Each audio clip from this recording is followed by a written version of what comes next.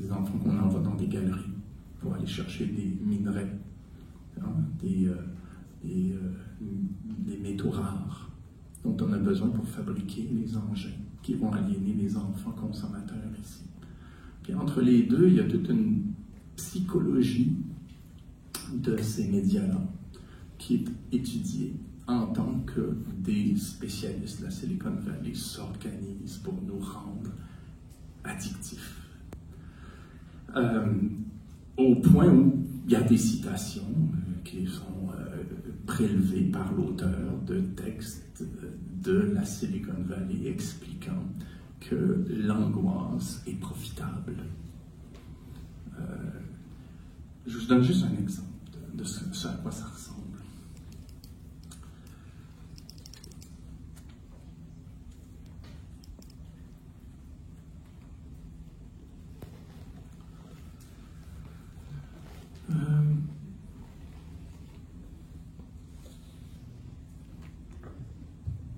Comment est-ce qu'on absorbe le plus possible de votre temps et de votre attention consciente? Pour cela, nous avons besoin de vous donner en quelque sorte une dose de dopamine une fois de temps en temps. Parce que quelqu'un a aimé ou commenté une photo. Et cela va vous pousser à mettre plus de contenu pour recevoir plus de j'aime ou de commentaires. C'est un cercle vicieux d'impression, de validation sociale. Ainsi de suite. L'addiction que suscitent les réseaux sociaux à travers des likes, cœurs, commentaires et autres recommandations personnalisées. Un expert dit « Nous savions tous, en notre fort intérieur, là, dans le livre, l'auteur cite des spécialistes repentis de la Silicon Valley qui aujourd'hui se disent « On a fait un désastre, qu'est-ce qu'on a fait ?»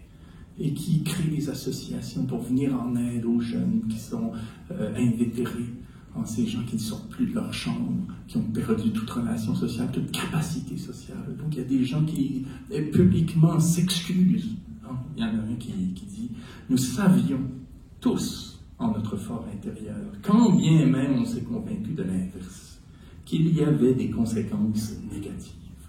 Nous savions intérieurement que quelque chose de mal pouvait en découler. La gratification en boucle à base de dopamine et les outils que nous avons créés sont en train de détruire la société. Si tu nourris la bête te détruira. Je me sens terriblement coupable. Au fond de nous-mêmes, nous savions que quelque chose de mauvais pouvait survenir. Je n'utilise plus cette merde et j'interdis à mes enfants d'utiliser cette merde. Vous ne vous en rendez pas compte, mais vous êtes programmés. À vous de décider comment vous allez sortir de cette emprise. » Fin de la citation de l'auteur citant cet ingénieur informatique repenti de la Silicon Valley. Et il y en a un florilège, ce n'est pas un cas trié sur le volet, là. Il en fait presque un fait social sur le plan de la méthodologie sociologique. Donc notre détresse. La dopamine, vous savez, c'est cette sécrétion qui est la nôtre lorsqu'on anticipe un affect aux allures positives. Alors, un changement d'affect. Là, il y a un petit, avec certains logiciels en ligne, c'est aux 15 secondes. Un petit truc, puis un autre petit truc, puis ça nous relance. Puis on est en quelque sorte presque en état de mort cérébrale, sauf qu'il y a quelque chose qui vient nous sortir comme ça de la torpeur aux 15 secondes et on devient dépendant de cette prothèse extérieure-là.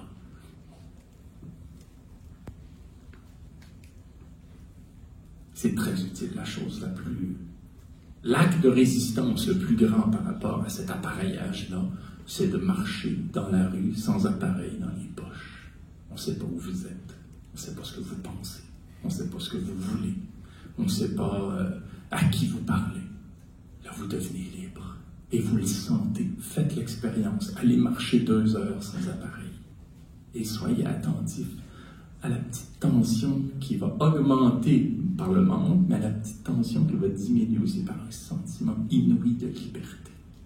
Ah, c'est ça, être en dehors du quadrillage, d'une sorte de surveillance informatisée. Et faites-le si possible, il n'y a pas de caméra de surveillance, juste pour vous dire, il y a peut-être encore des poches où on ne sait pas où je suis. Bon, mais je dis, mécaniquement, informatiquement. Je ne parle pas de gens qui nous surveillent vraiment. Là.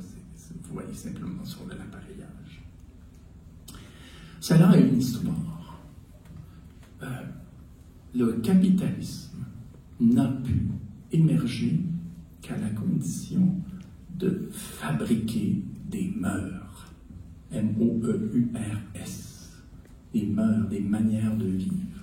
Pour qu'il y ait capitalisme, il faut casser les mœurs anciennes, communautaires, solidaires, familiales, qui ont des allures un peu rétrogrades aujourd'hui quand on y pense, parce que c'est évidemment le patriarcat, c'est évidemment beaucoup d'éléments qui auraient pu évoluer tout en restant de l'ordre d'une vie en communauté.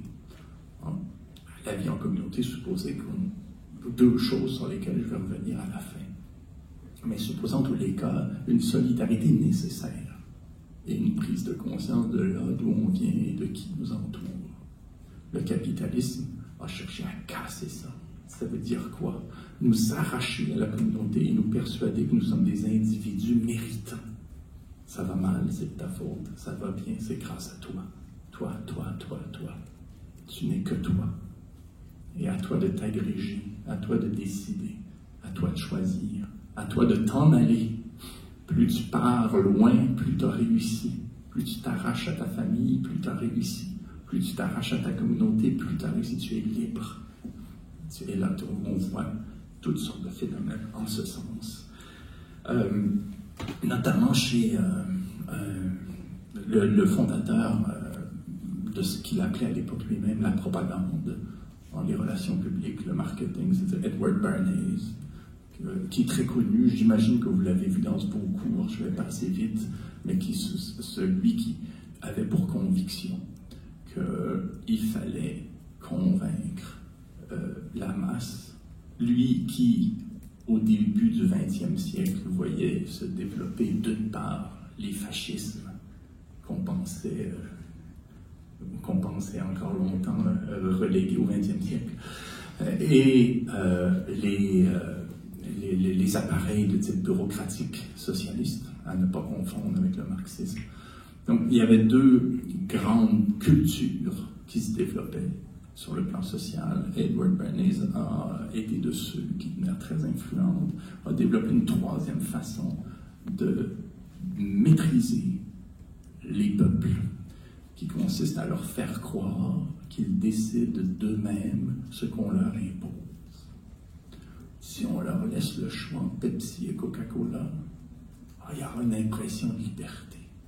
Si on leur laisse le choix de la couleur de leur voiture, si on arrive à associer tout comportement, toute consommation, toute association à un produit, à quelque chose qu'on sait être de l'ordre d'une valeur de leur part, on va encoder leur pensée, on va encoder leur affect avec une inscription sémiologique qui relève de notre décision. Et on va leur donner l'illusion d'être libres de ce qu'ils pensent. Et c'est allé loin, et il y a eu comme ça a été jalonné des épisodes, comme ce fameux acte manqué de Patrick Lelay à la fin des années 1990, celui qui dirigeait une télévision privée, TF1 en France, l'équivalent de TVA, et qui avait dit qui avait écrit dans un article qui était censé rester confidentiel pour la profession qui était la sienne, ceux des directeurs et administrateurs de chaînes de télévision, qui avait dit nous vendons du temps de cerveau disponible à Coca-Cola. C'est ça que nous faisons. Et ce qui était vrai pour la télé aujourd'hui l'est encore plus par rapport aux médias sociaux. C'est-à-dire que ces médias-là aménagent le cerveau, c'est comme ça qu'ils pensent, ou ils vont même dire l'inconscient, aménagent le cerveau, aménagent l'inconscient pour que le cerveau, l'inconscient, soit préparé à recevoir une réclame publicitaire. On va mettre des chansons, on va parler de thèmes, on va associer des images à d'autres, on va développer une rythmique qui va faire que lorsque la publicité va surgir, on sera prêt à l'accueillir, on ne sera pas sur la défensive. Donc le but des médias, et même pas simplement de la capsule publicitaire prise isolément, le média lui-même vise à nous faire perdre nos mécanismes de défense. Si vous marchez dans la rue et quelqu'un vient vous voir, j'ai quelque chose à te vendre, qu'est-ce que vous faites? C'est qui lui? Qu'est-ce qu'il me veut? On a un mécanisme de défense. Les médias visent à faire en sorte que ce mécanisme de défense qui est sain soit déjoué, soit inopérant. Bon.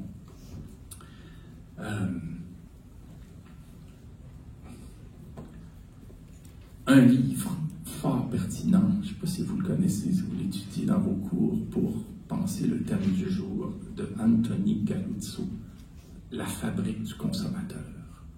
C'est un livre qui montre comment les mœurs qui ont constitué la vie sociale dans le passé doivent être démantelées si on veut établir un régime de marché. Ça a été vrai pour nous, c'est vrai aujourd'hui pour tout peuple qu'on colonise. Imaginez que vous arrivez dans une société où le marché n'existe pas. On ne pense pas en termes de vendre, on ne pense pas en termes d'acheter, on ne pense pas en termes de PIB, on ne pense pas en termes de produire, on ne pense pas en termes d'exploiter. Bien sûr qu'on vit, on est inscrit dans une société, on a des besoins, mais on s'organise indépendamment d'un marché. Si vous voulez imposer le marché, si vous voulez vendre du Coca-Cola, si vous voulez vendre des fromages exquis et exotiques, si vous voulez vendre du vin, il faut que vous cassiez cette société-là. Il faut que vous cassiez ces liens de solidarité. Il faut que vous cassiez ces mœurs. Il faut que vous pratiquiez une révolution. Il faut que vous rendiez radicalement désirable toute autre chose, notamment la figure de l'individu. Et dans ce livre, Galuzzo montre comment ça a pu se faire de par le passé en Europe comme ailleurs.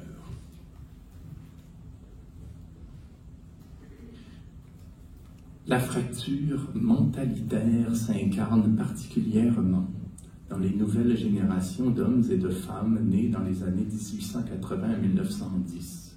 Ces générations sont les premières à avoir grandi dans une société de marché, où les images abondent dans les catalogues, la presse et le cinéma, et où la marchandise se donne à voir partout dans la ville. Plus que nulle autre génération avant eux, les jeunes du tournant du siècle ont eu la possibilité matérielle de s'extraire de leur communauté, s'extraire mentalement par l'imaginaire médiatique, mais également physiquement par l'accessibilité de nouveaux moyens de transport.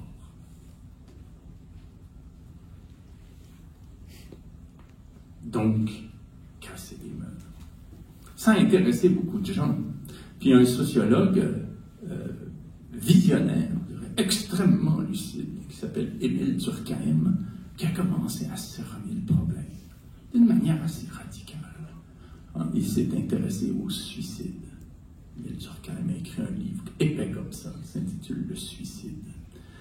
Et il en parle assez froidement. C'est pas Albert Camus. Albert Camus, quand il parle de suicide, il est pris mal, c'est existentiel. On comprend, c'est gravissime, bon, le suicide. Froidement, scientifiquement, Émile Durkheim s'intéresse au suicide comme phénomène social, sur une très grande échelle, pas sur une échelle existentielle, mais sur une échelle sociale. Puis il se demande pourquoi tout d'un coup, dans des communautés, des gens se suicident et pas dans d'autres. C'est une vaste question. Puis il écrit son livre à la manière d'un thriller. On dirait un roman détective. C'est une enquête policière. Parce qu'il travaille à partir de statistiques, qui sont ses indices, et à partir de catégories, qui sont ses hypothèses. Il se demande, est-ce que ça a une incidence qu'on soit plutôt marié ou pas? Non, ça ne change rien. Le revenu, est-ce que si on est pauvre, on se suicide plus que si on est riche, ou l'inverse? Non plus. Le degré de culture, est-ce qu'on va au théâtre, au cinéma, est-ce qu'on va au musée ou pas? Ça ne change rien. L'évolution des cours au fin de l'inflation, ainsi de suite, la conjoncture financière, budgétaire, industrielle, non plus. La région qu'on habite, la ville, la campagne, ainsi de suite, les générations, jamais. Rien de concluant, sauf une chose qui divulgue à la toute fin, que tout bon enquêteur. C'est comme un Agatha Christie de la sociologie. Est-ce que je peux le divulgacher ou vous voulez le lire pour vous-même? Je raconte la fin. Bon, la fin, c'est qu'il dit déjà, il y a une centaine d'années, c'est qu'on se suicide lorsqu'on ne se sent plus appartenir à une communauté régionale. Lorsqu'on se sent comme une goutte dans le grand tout. Lorsqu'on se sent perdu, un numéro dans une masse d'individualité qui nous rend insignifiants. Lorsqu'on ne sent plus qu'on fait la différence. Ah là là, notre vie ne vaut rien. Elle ne tient à rien.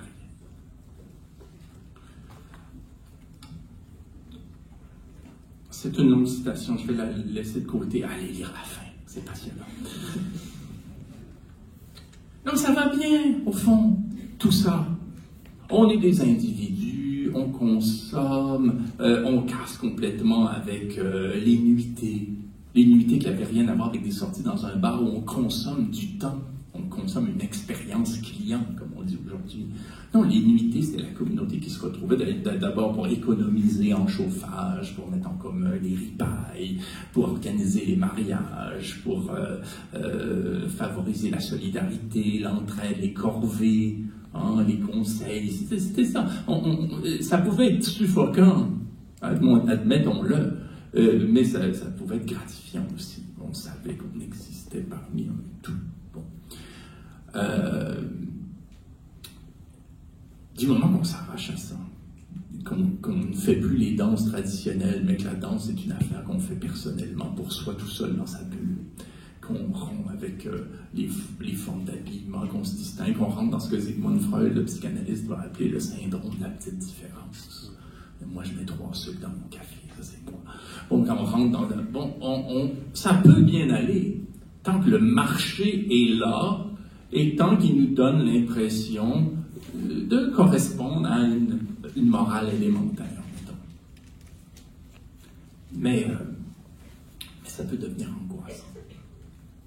Et ça peut d'autant plus devenir angoissant que c'est bon pour le commerce d'être angoissé. On consomme, on compense. On compense avec des objets qui précisément suscitent l'angoisse, l'anxiété. Ça fait 15 minutes que personne a réagi à ma photo. On est mal tout de suite. Bon, et on est mal du simple fait qu'on a beau, comme l'explique le sociologue Veblen, on a beau se procurer tout ce dont on a besoin, la consommation ne repose plus sur le besoin, elle repose sur des désirs factices et sur des comparaisons. Elle était bien belle, ma voiture, mais depuis que mon voisin en a une plus grosse, c'est comme les milliardaires qui font faire des yachts. Puis là, ils ont le yacht le plus gros du monde, puis là, ils apprennent qu'il y a un milliardaire à côté dans train d'en faire construire encore plus gros, ils sont en colère, puis c'est à qui pisse le plus loin sur son yacht. Là, puis bon. Là, on rentre dans des délires, comme ça, qui sont extrêmement écocides. Donc, il y a des souffrances psychiques, les addictions qui détournent aux drogues, les psychotropes, les burn-out, les dépressions nerveuses. On rentre dans une ère de l'angoisse. Tout ce démembrement des communautés, de quartiers, de régions, cet individualisme qui consiste à nous laisser seuls à nous-mêmes, nous atomiser, génère de l'angoisse. On se sent laissé à nous-mêmes. Le suicide se profile. Il y a des conséquences aussi sociales. On se rend compte que c'est inique, qu'on est juste à peu près 20-22% sur la planète à être capable de vivre comme ça, puis encore on s'endette, c'est les cartes de crédit, puis on n'est plus sûr, puis on attend le prochain chèque, puis on essaie de maintenir le rythme, puis on se dit, on maintient le rythme parce qu'il y a à peu près 75% des gens qui, eux, n'auront jamais la chance de se faire servir. Pour eux, les produits de consommation requièrent des richesses naturelles qu'on spolie chez eux, en saccageant leur territoire, en créant des problèmes graves de santé publique, des particules toxiques respirables, des fuites des marées noires, des fuites de produits toxiques, des coups de matraque, des milices, des expropriations violentes, des guerres civiles, la corruption, l'évitement fiscal, tout ça capitalise pour 75% des gens.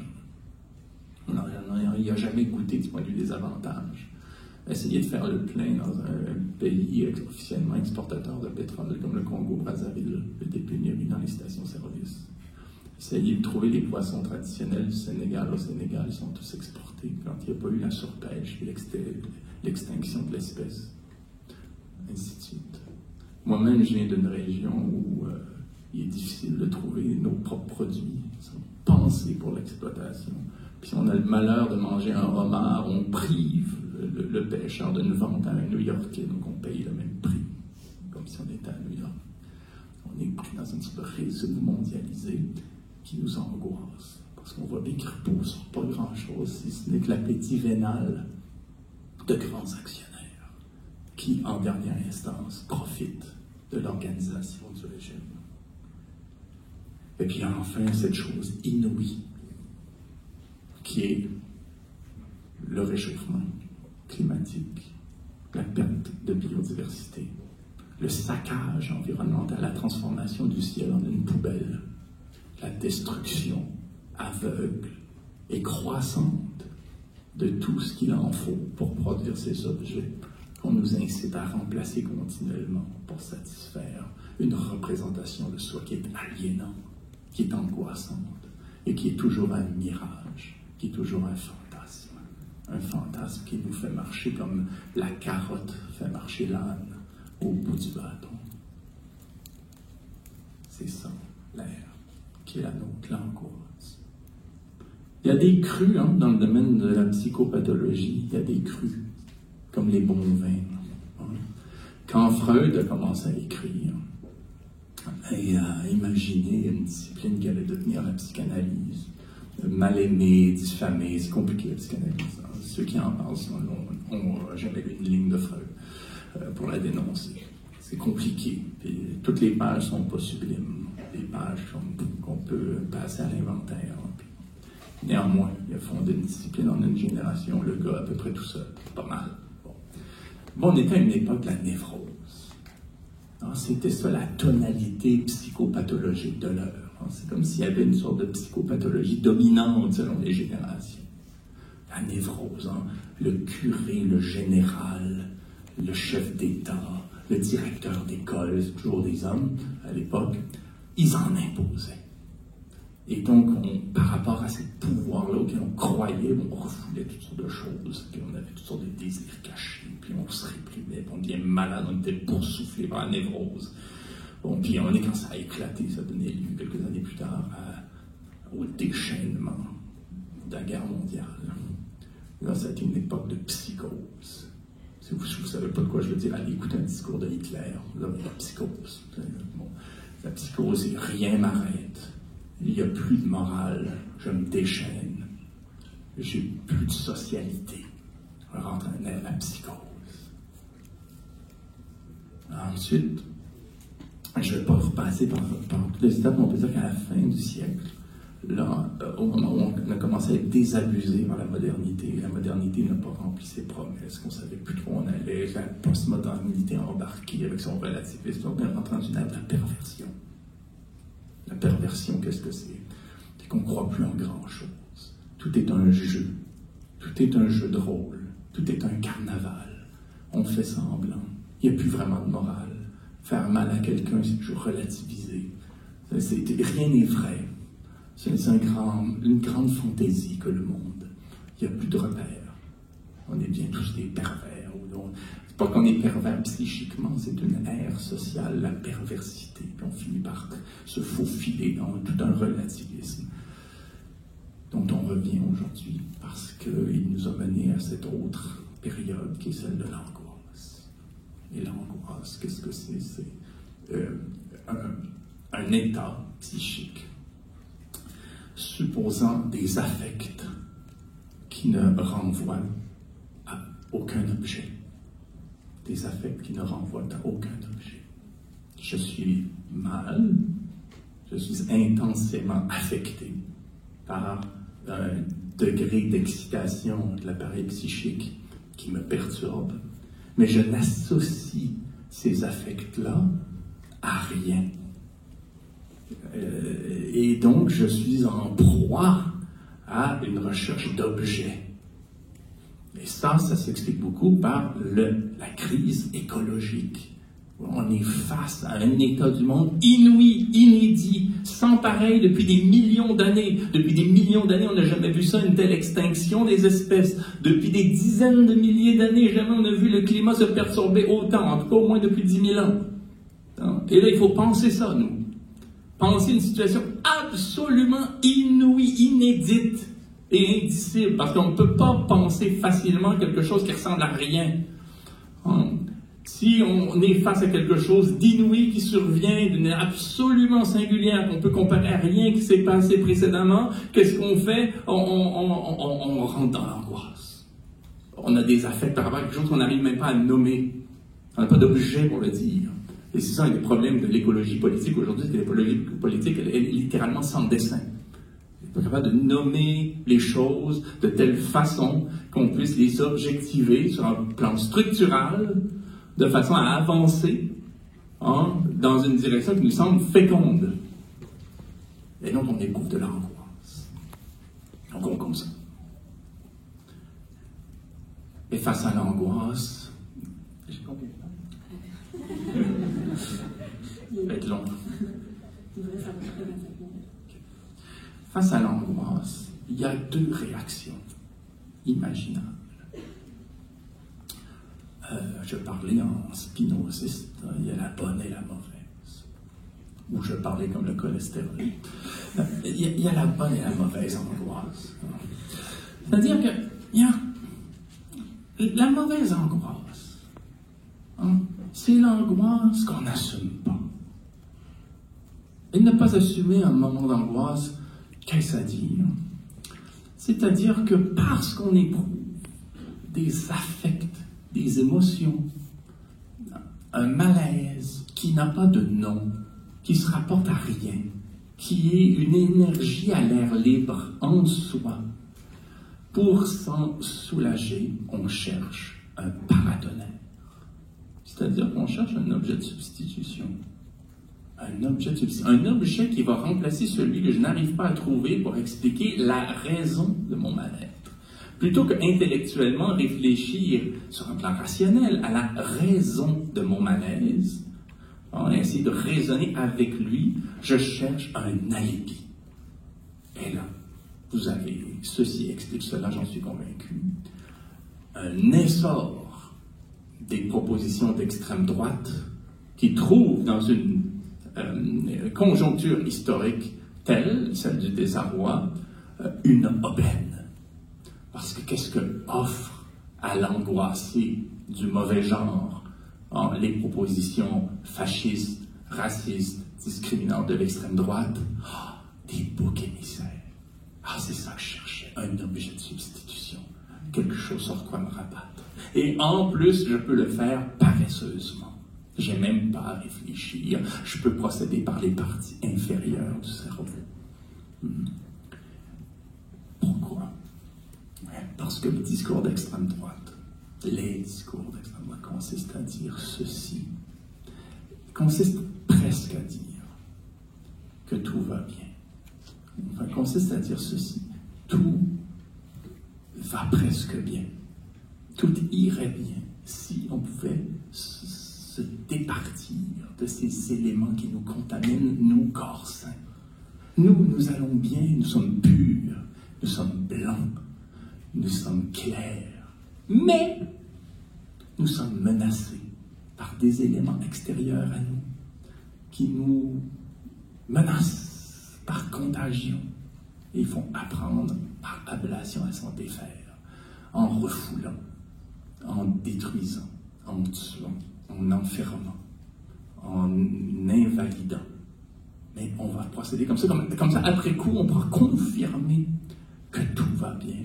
On va pouvoir faire un avec nous-mêmes dans le formol de l'identité, ne plus évoluer jamais, n'être plus qu'une seule cellule et jouir à tout jamais de la pulsion de mort. Quel beau programme! Voilà. Et donc, ça, c'est tentant, ça, quand on est angoissé. C'est, ah ben oui, le problème, c'est celui-ci, c'est celui-là, c'est elle, c'est eux, c'est cette catégorie sociale-là. Si on se débarrasse, tout va bien, tout irait bien. Il n'y a pas de problème. Puis à un moment donné, la cible, ça devient les écologistes eux-mêmes. Parce que les écologistes, ben, ils sont porteurs de mauvais messages. Donc vous avez aux États-Unis le gourou orange qui s'attaque aux messagers, pensant régler le message. C'est comme si un automobiliste qui conduit une minoune se rend compte que ses voyants s'allument, et pour régler le problème, coupe les fils qui mènent au tableau de bord. Il regarde son tableau de bord et dit, ben, tout va bien. C'est aussi faux que ça. Bon. Et il peut y avoir d'autres sortes d'objets de substitution en ce qui concerne l'écologie politique de droite. On sous-estime le nombre de notions en écologie politique qui viennent de la droite bourgeoise et libérale. Le développement durable, le capitalisme vert, la géo-ingénierie, la transition énergétique. Et quoi encore, sont autant de notions qui consistent à nous faire croire que si Tim Hortons supprime les pailles en plastique, on avance. Ça va bien. C'est si anecdotique, on prend la partie pour le tout. Et on finit par se consoler. C'est un objet de substitution. Le développement durable, c'est formidable. Le développement, c'est plus l'objet de la critique, c'est le sujet de l'écologie. On va remplacer des filtres, puis on va écœurer tous les peuples du monde une nouvelle fois pour aller chercher des minerais pour faire des voitures électriques, pour garder notre niveau de vie, qui est un dû qu'on considère non questionnable. Et ensuite, nous aussi, là, si on fait notre autocritique, on peut se dire que parfois on se perd dans une absolutisation de causes sociétales qui ont tout leur pesant, toute leur nécessité, toute leur valeur, mais qui ne sauraient occuper l'alpha et l'oméga de la conscience politique. Ce sont aussi des objets de substitution, parce qu'on arrive mal à nommer le problème. Et le problème, quel est-il? C'est les conditions même de la vie, en ce qui nous concerne. Et ça, c'est grave, c'est difficile, c'est flippant, c'est vraiment angoissant. Alors, qu'est-ce qu'on fait pour réagir, je dirais, de la bonne façon? Donc, réagir de la bonne façon, c'est d'abord commencer par se dire que l'angoisse, aujourd'hui, est un signe de santé mentale. Je suis angoissé, je vais bien. C'est sain. Si vous marchez dans le bois et vous croisez un grizzly en colère, je vous recommande d'avoir peur. C'est une bonne idée. Ça va vous faire agir de manière adaptée. Aujourd'hui, quelqu'un qui est angoissé est sain. Je suis content pour lui. Pour elle, ça commence bien.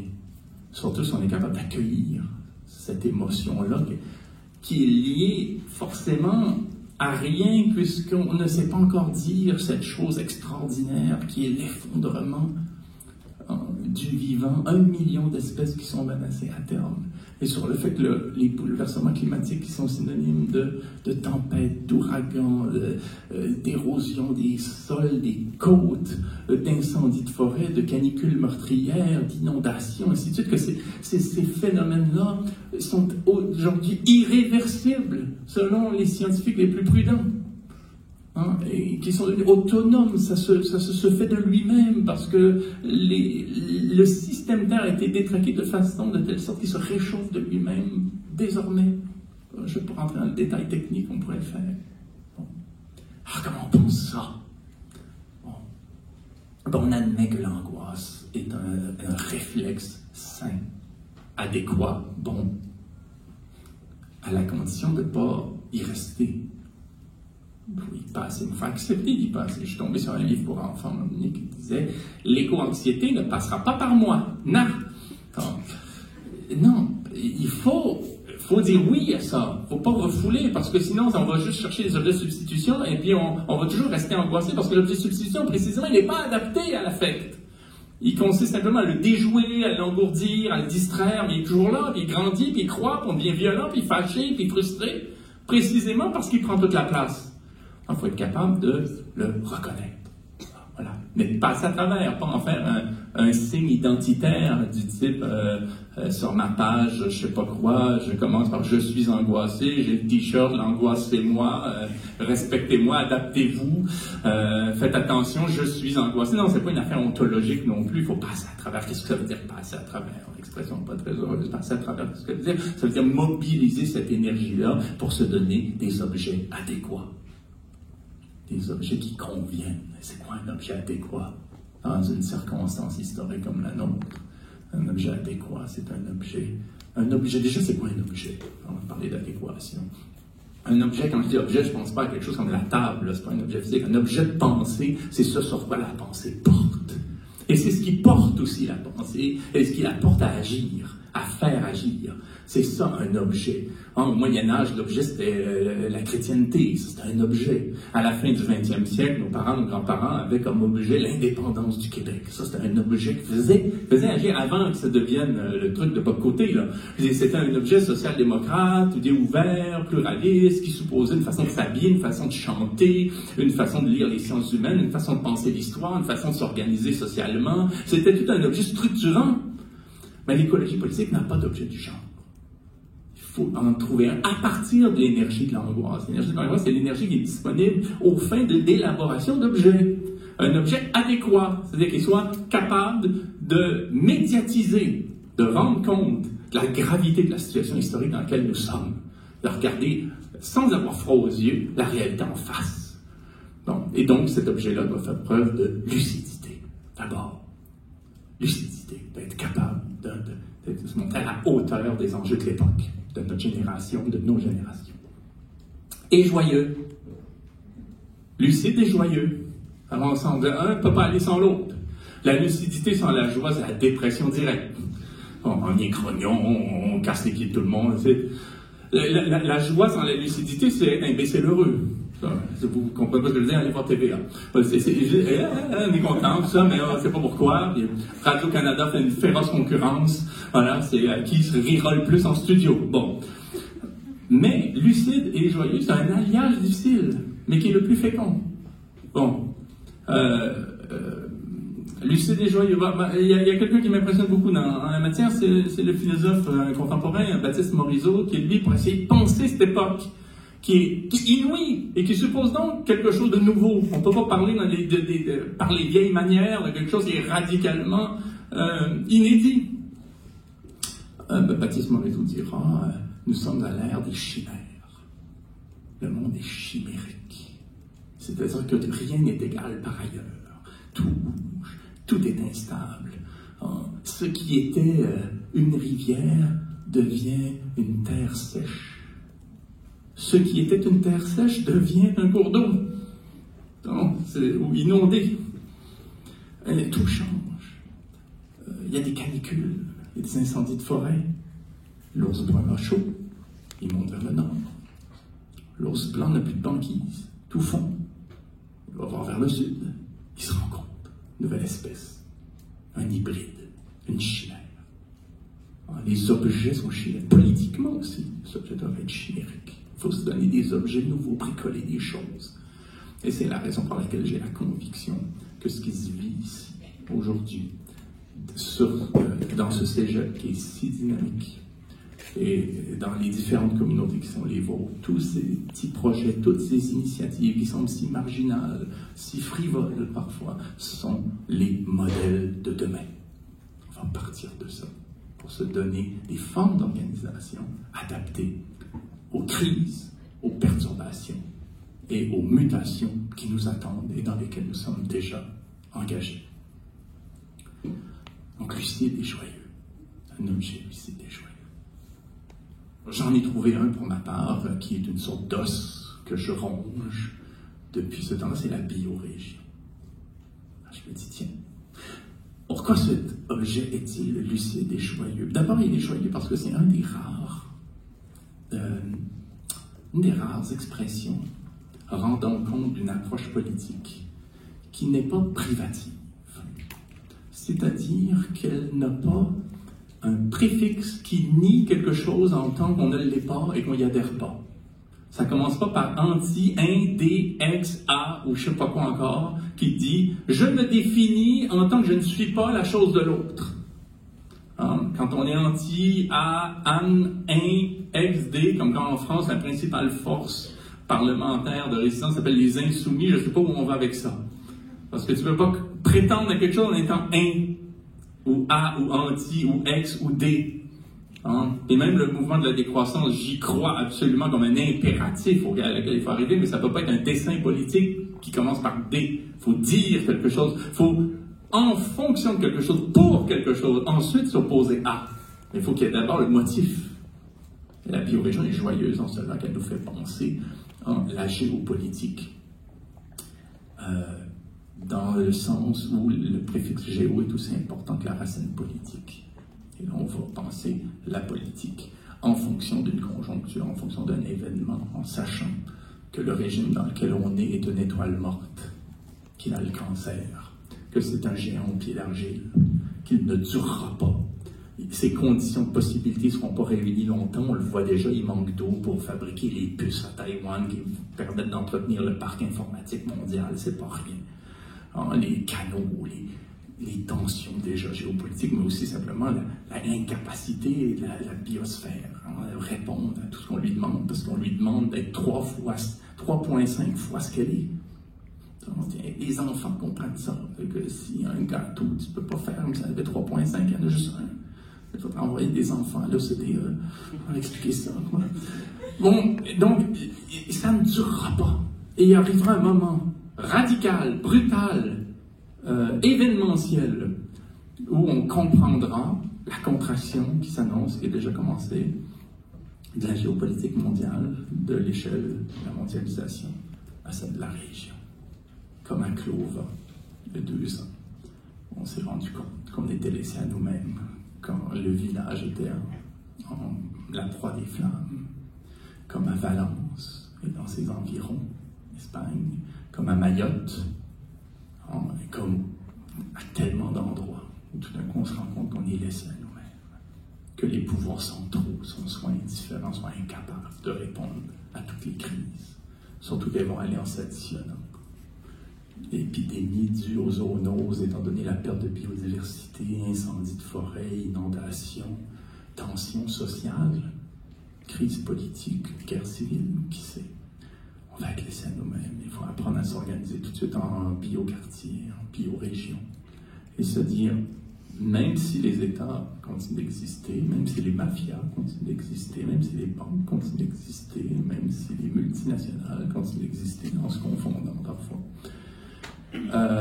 ça ne nous empêche pas de déjà penser à un palier d'organisation informelle qui va nous permettre de tenir lorsqu'on va découvrir que les étagères des supermarchés se vident, qu'elles ne se renouvellent plus à flux tendu, que le Canadian Tire est fermé 3 jours par semaine. Il n'y a même plus de bière au dépanneur, ça va mal. Bon, quand on va être en situation de crise, des symptômes, des signes graves, il faudra réapprendre à s'organiser par nous-mêmes. La biorégion marque ce moment-là. Où, au fond, qu'est-ce qu'on fait? On revient à 2 vérités anthropologiques qui sont précisément celles que nous avons quittées à l'époque où le marché s'est imposé entre nous et a médiatisé nos rapports. Où nos rapports ont consisté à dire « je suis un individu, tu es un individu, tu as quelque chose à me vendre, vends-le-moi, je vais te l'acheter, donne-moi une facture, ça compte pour le PIB, et c'est par le marché que nous allons collaborer. » En ce moment-là, l'histoire, qui est un moment d'aliénation, qui est un moment de perversion, qui a peut-être un temps généré une abondance marchande, mais qui a eu des incidences très graves sur un plan psychique. Ce moment-là, il faut en revenir. Ça ne veut pas dire retourner à, régresser vers, ça veut dire continuer vers l'avant en se rappelant 2 vérités anthropologiques que seuls les Occidentaux orgueilleux et modernes ont à se faire rappeler dans le monde. Ailleurs, ce n'est pas nécessaire. On n'a pas eu cette bifurcation dont je vais parler et dont j'ai parlé. La première vérité anthropologique, c'est en dernière instance, quand ça va mal, quand il n'y a plus de marché, quand il n'y a plus le pouvoir d'achat, quand il n'y a plus la société d'abondance, en dernière instance, nous sommes mutuellement dépendants là où nous sommes. On sait plus des Chinois qui nous fournissent des choses en travaillant pour $1 par mois. C'est plus les amandes de la Californie ou les kiwis d'Israël qui nous parviennent. On est dépendant de nous-mêmes et de l'entre-gens qu'on est capable de créer et de sa qualité.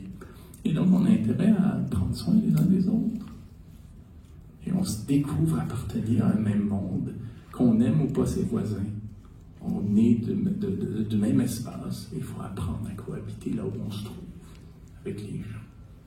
Deuxième vérité, truisme anthropologique. Nous sommes dépendants du sol que nous foulons. Nous sommes dépendants de là où nous nous trouvons, en termes écologiques. Quand, en dernière instance, on découvre que l'État n'est plus là, que le marché n'est plus là, que les organisations productives ne sont plus là, que les chaînes de grande distribution ne sont plus là pour nous, on se rend compte que ce territoire-là qu'on a si maltraité, exploité, pollué, vidé, épuisé, ce territoire, c'est tout ce qui nous reste. Et on a intérêt à le soigner à nouveau et à considérer qu'on en fait partie à titre humble et que la politique ne se fait pas contre le territoire, sur le territoire, mais que cela se fait avec lui, en lui, quant à lui, parmi lui et le vivant. Et se rappeler ça, c'est quitter l'ère du marché, c'est quitter l'ère de la consommation, et c'est réapprendre la richesse de l'économie de la nature, de l'économie sociale, l'économie psychique, de l'économie des symboles, pour eux-mêmes, quant à ce qui a, en dernière instance, de la valeur, c'est-à-dire nos liens, ce que nous chérissons, ce dont nous prenons soin, et ce qui nous permet de vivre. Merci.